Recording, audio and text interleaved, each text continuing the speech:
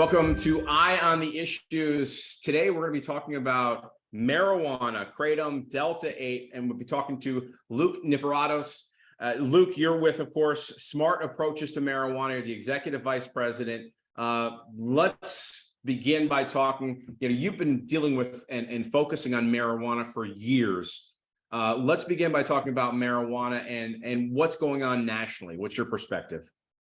Mike, it's so great to be back on with you, and just a pleasure to talk about what's going on with marijuana right now, because my organization, we're the nation's top national nonprofit organization working on marijuana policy from the public health perspective. So we're against the legalization of marijuana because we see more marijuana use and sales and commercial production and marketing of this addictive substance as being bad for families, bad for society. So that's what we work on. We have a science advisory board of people from Harvard, Princeton, and Yale that guide our work. So we specialize in cutting edge science on marijuana. And so basically what we've learned, I'm from Colorado. We were the first state to legalize it. What we've learned over this first decade of legalization from my state is that the potency of marijuana has skyrocketed. So we're now talking about 99% potent marijuana products being sold versus 2 or 3% just in the 1970s and the Woodstock days. So potency has skyrocketed. We've also seen a huge industry get behind this. So multiple billions of dollars are behind marijuana now, from the American Bankers Association, which wants to cash in, as well as you have big tobacco and big alcohol companies that have gotten in as well. So it's a total cash grab. And what they've done by supercharging the potency of marijuana is they've made it more addictive. So 2 decades ago, 1 in 10 people who used marijuana in the last year would develop an addiction. Now it's 1 in 3. That may sound crazy. People out there are like, I know friends that smoke joints and it's no big deal. But what you have to do is you have to throw that out the window. That is not the weed we're talking about anymore. Now we're seeing people dabbing marijuana. If you don't know what that is, Google it, YouTube it, you will be shocked. People are vaping marijuana. We're seeing the oils, the concentrates. That's the way everyone's using it now. And so that's what's really changed. We've seen the addiction go up. And then the final thing I'll say, Mike, the big change we've seen is the mental illness side. These high potency products now are making people go psychotic, have schizophrenia, literally a 5-fold increase in your likelihood of getting schizophrenia if you use these high potency products. So we're seeing a lot more mental illness problems as a result of the use of these new products. And Luke, as we know, more and more states are legalizing marijuana from the medicinal, of course, and the recreational standpoint. Let's talk about nationally. What I know, Chuck Schumer out of New York has been talking about this. What's the latest on their efforts to legalize it nationally? Yeah, so it's depressing day when the Senate Majority Leader of the United States Senate has decided that marijuana legalization is one of his top 3 issues. I think that's why we have probably a lot of problems going on at the federal level if drug legalization is a priority. But he has made it a priority. He's introduced a bill called the Cannabis Administration and Opportunity Act.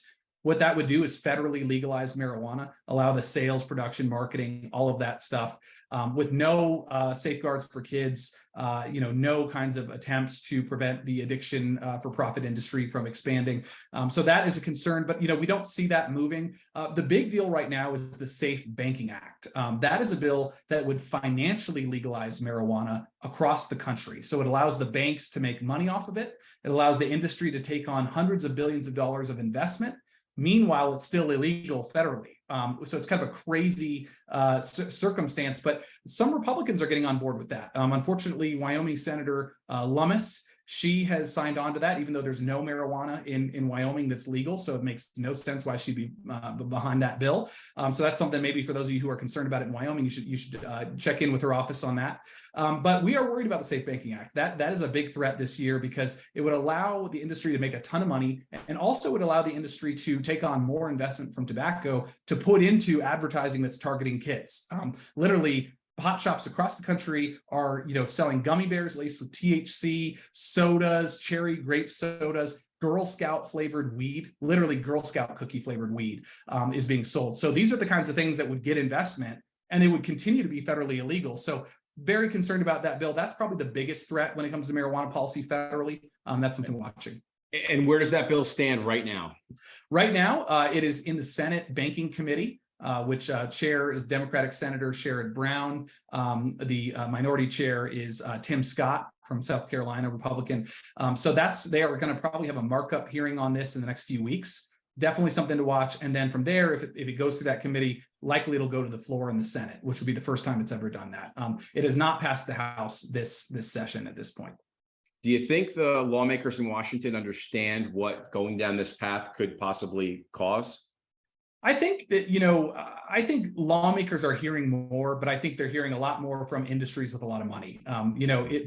The pro-family, pro-health, pro-kid lobby is not very well financed, but the pro-addiction and dealing drugs lobby is very well financed because people know they can make a lot of money off of it. So, all the major K Street firms, that's K Street is the infamous street where all the biggest lobbying firms in DC are. All those big firms are hired by big marijuana and big tobacco, unfortunately, on this issue. So that's why it's important for organizations like mine that are frankly small nonprofits but national to do the work, and then for folks on the ground to make their voices heard, because that's the piece of this that I think is key. Is there's a parent, for example, a neighbor of mine, Laura Stack, her son committed suicide after dabbing marijuana.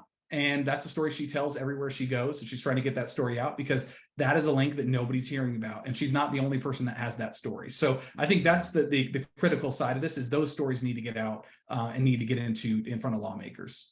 Without question. And this is kind of a side door, if you will, that many people probably aren't even thinking about. But let's drill down a little bit and talk about the states. Where do we stand state-wise? And obviously Colorado's haven't had marijuana legalized for probably over a decade right now, but states like Wyoming do not.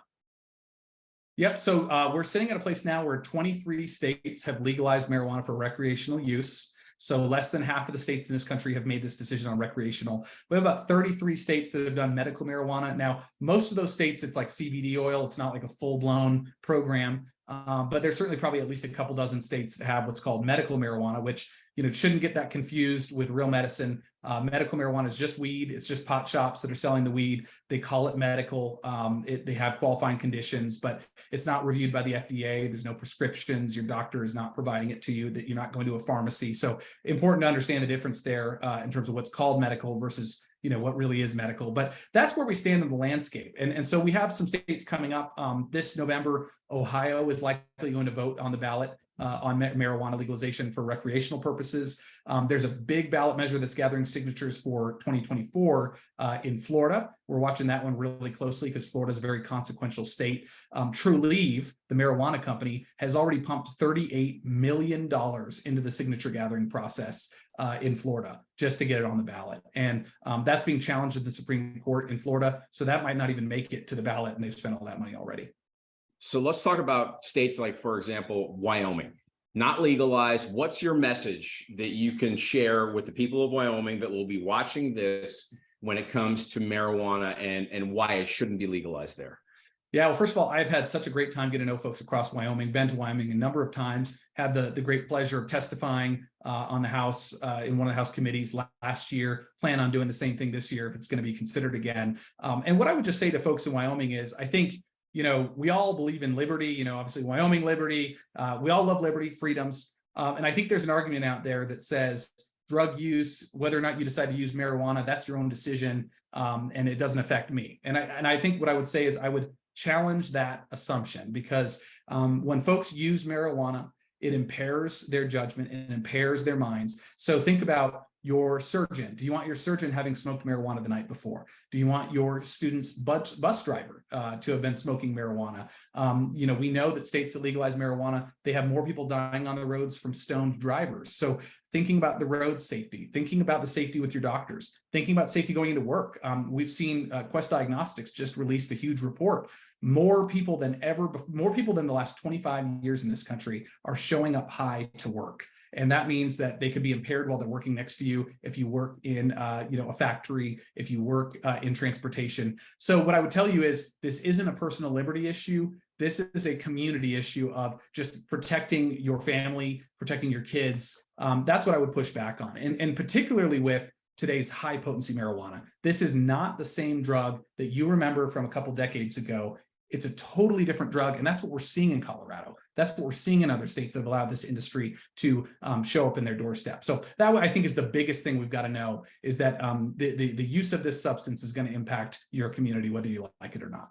Yeah, you touched base on this before, but I think we need to drill down on it a little bit more. The mental health aspect, especially because of this potency of marijuana. It's a completely different ballgame.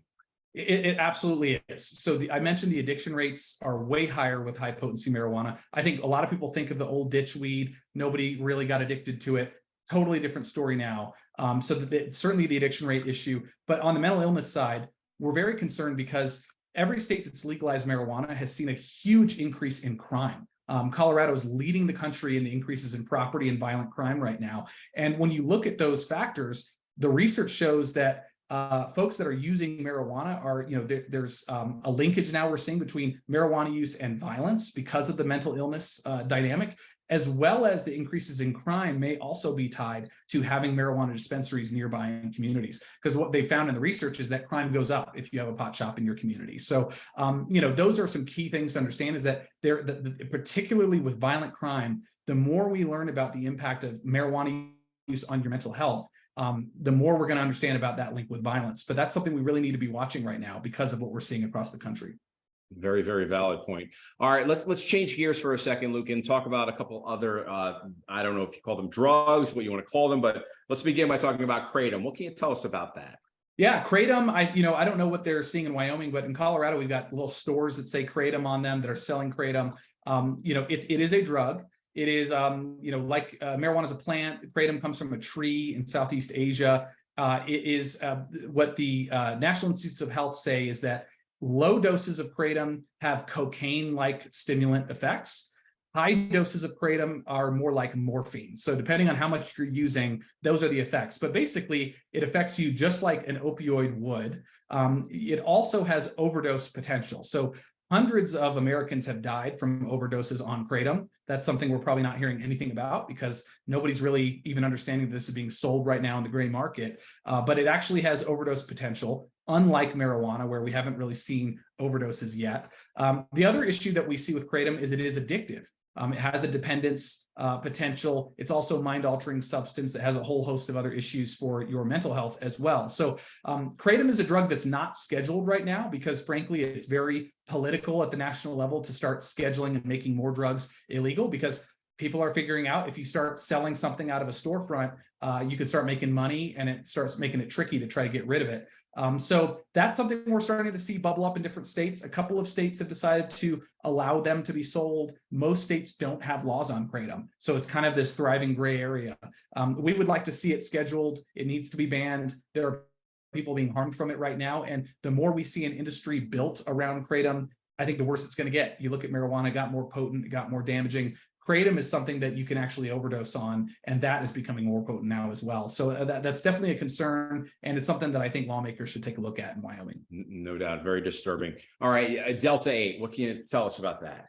Delta 8 is the biggest craze going on right now across the country in terms of we're just seeing it sold in gas stations. We're seeing it sold much like Kratom in gray area, semi-legal, semi-illegal stores. But what's happening is basically in the 2018 Farm Bill, they legalized hemp for manufacturing and production. But the definition of hemp was not, it didn't kind of spell out if you could take derivatives from hemp and make other substances. So what drug dealers, frankly, and chemists have done is they've figured out a way to derive fake marijuana called Delta 8 marijuana from hemp. So it's legal, taken from a legal plant, but then it is turned into a mind-altering and addictive substance that acts just like marijuana. But we know basically nothing about it because this wasn't invented until the 2018 Farm Bill and until some people figured it out. So we're seeing Delta 8 THC, we're seeing Delta 0 THC, we're seeing all kinds of other substances being created from legal hemp. And so this is a loophole in the Farm Bill. So we're pushing at the federal level to close that loophole. That was never the intention of Congress, to allow people to create more mind-altering substances from hemp. And also working with DEA, which DEA has said these substances are illegal. They should not be interpreted to be legal. And so we're expecting more from the DEA in the coming months on this as well. But it is a crisis because what's happening is these products are being sold just like recreational marijuana in places that don't have legal recreational marijuana. And the issue is we barely know anything about Delta THC. We know that it functions a lot like it. It's addictive. It's got all the psychosis and other issues. But what else could be there? We don't know. It's a brand new substance. So definitely buyer beware with those substances. If you see them being sold in gas stations, don't use them because we really have no idea what's in them and what they can do to you long term. And let's conclude with this, Luke. What's your message to parents of 13, 14, 15, 16-year-olds out there that really don't know a lot about these drugs? What kind of red flags would you throw up there, and what kind of Q&A would you have them have with their kids to find out what's going on? Yeah, I think, what you need to watch for as a parent is just changes in behavior. If your child starts to acting antisocial when they typically were very comfortable with friends and going out, if they start to, act a little bit different, unstable personality differences, things you're not expecting, those are the warning signs to look out for potential substance use. And the best way to do it is not to stigmatize somebody who's using a substance, but to give them an open place to communicate with you and talk to you about what's going on. But as a parent, you need to be armed with the facts. And so I would encourage you to check out learnaboutsam.org. That's our website, learnaboutsam.org. Got a lot of materials that you can check out to be educated, because once you have that conversation, if God forbid your child is into, in a substance use disorder, an addiction, or just experimenting with these substances, it's a dangerous place to be, particularly with fentanyl now poisoning the supply of drugs across this country. Using any substance could be the last time that your child uses that substance. So you need to intervene right away. Have an open conversation, a supportive and loving conversation with your loved one, and also educate them on the fact that you have no idea what is in these substances. These are being sold by very dark characters, and you can tell them about who those folks are, whether it's drug dealers, or even on the legal side of things, it's big tobacco selling these products. It's big alcohol. It's people who don't have their best interests at heart and really want to get them addicted and make money off of them lifelong. So educating the kids on that, educate them on the addictive potential and the fact that if you're a young person, it's going to impact your IQ permanently if you're using marijuana and these other substances from a young age. So those are things to look out for. Those are things to watch out for, and then arm yourself with to educate your loved ones. Yeah, education and communication. Luke, thank you for your time. Great information. Mike, thank you. Always a pleasure.